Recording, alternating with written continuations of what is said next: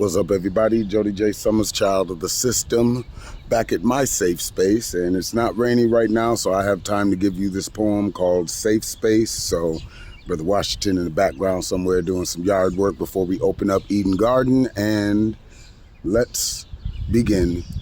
Peace. Happy Mental Health Awareness Month. Safe Space. People keep asking me, what do you do for you? And I tell them I create artwork, write books, make videos, travel, join boards, political offices, feed the homeless, counsel people who can't afford therapy, build things, perform, and sometimes, yes, sometimes see my family. I am my only friend, and my only friend is me.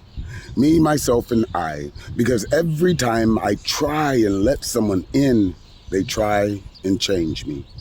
I sit in rooms where almost no one, yes, no one looks like me, grew up like me, or cares like me. People keep asking me, what do I do for me? And I tell them, I sponsor things, I get involved in things, I create things that the world, yes, the world has never seen.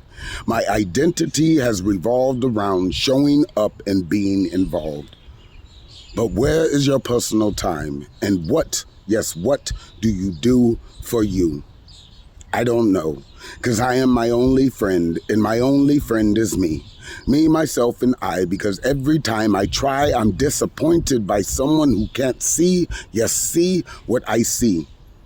Are you okay? Do you need help? When, yes, when is the last time you took a personal day? And honestly, I don't know anymore, because no matter how much I create or get involved or try and spare someone, that's all the time I have. So there's very little time for me outside of what I've become. And going back, yes, going back means I've failed. And why did I even start if it's not making an impact on the world around me? So in essence, yes, in essence, I've kind of forgotten about me and become the thing that, yes, the thing that I wanted to see in this world. What people care about. Where do they have time to spend with their family, that the bills meet up and you're not sacrificing every waking moment trying to survive?